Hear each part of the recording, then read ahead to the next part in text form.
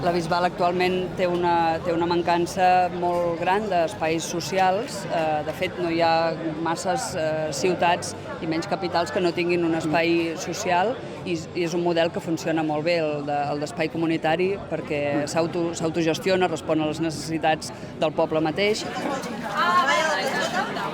Un ajuntament, com diu la mateixa paraula, és el que ha d'ajuntar el seu poble i treballar per cobrir les seves necessitats. El nostre ajuntament, en lloc d'això, ha utilitzat les totxanes per allunyar-se del poble, tapiant Can Formatger, el que ha de ser un espai comunitari.